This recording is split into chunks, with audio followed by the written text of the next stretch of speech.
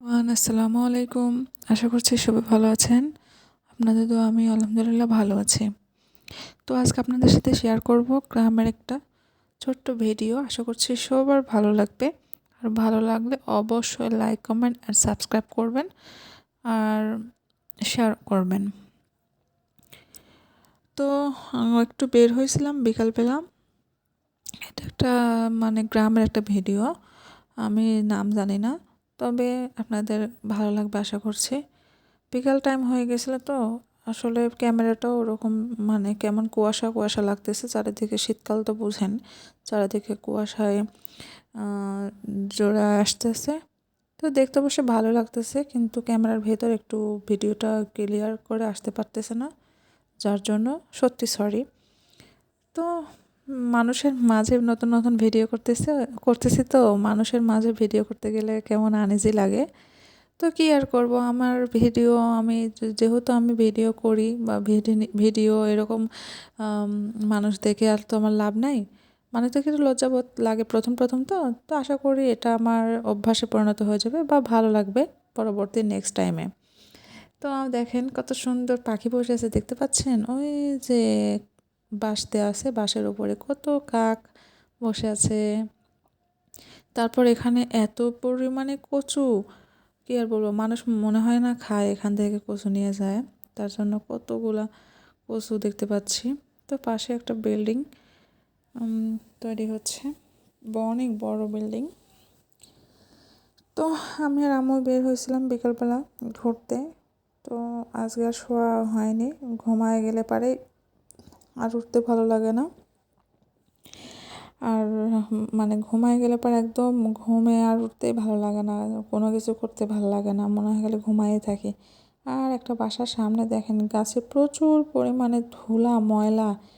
গাছের পরিচর্যা করে না, আসলে কি গাছপালা লাগালে পারে সেগুলো গাছের পরিচর্যা করতে হয়। পরিচর্যা না করেও যে সুন্দর ফুল ধরেছে, পরিচর্যা করলে অবশ্য আরও বেশি সুন্দর লাগতো। গাছটাকে কেন মরা মরা লাগতেছে, গাছটারও তো প্রাণ আছে, তাই না? তো আশা করছি ফুল আপনারা অনেক ভালোবাসেন। আর জানি না, ফুল নাকি ভালোবাসলে, ফুলকে যারা ভালোবাসে বা পছন্দ করে তারা নাকি তাদের মন অনেক ভালো, এটাই শুনে আসছি জীবনে। তো এখানে একটা লাউ শাক আর লাউ ধরে আছে। লাউয়ের বাগান।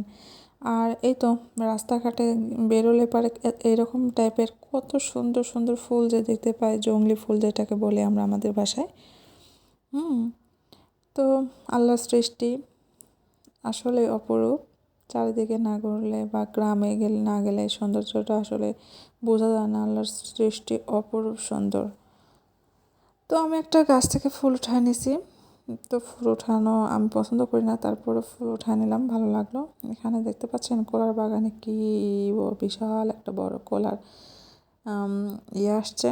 কলা শীতের ভিতর নাকি, এই জন্য ছোটো ছোটো দেখা যাচ্ছে, তারপরেও ভালো লাগতেছে। তো ওখান থেকে আমি 4 রকমের ফুল কালেক্ট করছি জংলি ফুল থেকে।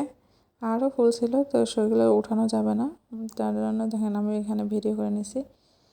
আর আরেক জায়গায় যাইতে চাচ্ছিলাম হাঁটতে হাঁটতে, তো একটু যে বেশি হয়ে যাচ্ছে হাঁটা চলা, আর সন্ধ্যা লেগে আসতেছে, যার জন্য মনে করলাম যে না, যাওয়া ঠিক হবে না ফাঁকা মাঠে। আর যাওয়া হয়নি। তো দেখতে পাচ্ছেন এত সুন্দর গ্রামের সৌন্দর্য। যদি ভালো লেগে থাকে অবশ্যই লাইক, কমেন্ট আর সাবস্ক্রাইব করবেন। আর রাস্তাটা কাঁচা রাস্তা, যার জন্য প্রচুর পরিমাণে ধুলাবালি। বাসার সামনে কোনো প্রকার গাছপালা লাগালে পরে সেগুলো গাছের পাতা বা ফুলে এত পরিমাণ ধুলা জমা হয়ে যায়, কি আর বলবো। তো বাসার সামনে গাছগুলো লাগায় রাখছে, একটা গাছে তো কোনো পানি টানি কিচ্ছু মনে হয় দেয় না। আর এই গাছ ঝাঁকানোর পর এত পরিমাণে মশা বের হয়েছে, মনে হচ্ছে মশারই ওইটা যে আবাসস্থল। প্রচুর পরিমাণে মশা উঠতেছে, সন্ধ্যা লেগে আসতেছে। আর এই যে দেখতে পাচ্ছেন গাছের রাস্তাতে হাঁটলে এত প্রকারের গাছ দেখি না, আমার গাছ দেখতে অনেক বেশি ভালো লাগে। আর একটা আঙ্কেল এখানে গরু নিয়ে যাচ্ছে, সেটা আমি ভিডিও করে নিয়েছি। আঙ্কেলের ওরকম করে লুঙ্গি উঠায় নিয়েছি, এটা আপনারা ভালো চোখে দেখবেন, সরি। আর এই তো আরেকটা বাসার সামনে দেখলাম এরকম ফুলের গাছ, প্রত্যেকটা গাছে এত পরিমাণে ধুলা জমা হয়েছে। আর আরেক জায়গায় মানে আরেক দিকে যেয়ে দেখি সন্ধ্যা লেগে আসছে, তার জন্য ভালো করে ভিডিও করতে পারিনি। ঝাউ গাছ এত বড় বড় হয়েছে, ঝাউ গাছ ওখান থেকে ডাল এনে আমি লাগানোর চেষ্টা করব। যদি ওইটার গাছের মালিককে বলেই আনবো, যদি দেয় তাহলে নিয়ে আসবো। আর এই তো দুই সাইডে দুই পুকুরে প্রচুর পরিমাণে পানা জমা হয়েছে। আমরা তো পানা করার রাস্তার পথে আসতে লাগে হচ্ছে কুকুর দেখতে পাচ্ছি, কুকুরের বাচ্চা এত সুন্দর নাদুস নুদুস করতেছে। একটা ছোট্ট একটা ভিডিও করে নিলাম আর চলে আসছি বাসায়। তো আমাদের বাসায় এখন লিফটে উঠবো, দেন বাসায় চলে যাব, তারপর নাস্তা করব। আশা করছি ভালো লাগবে। আল্লাহ হাফেজ, আপনারা ভালো থাকবেন।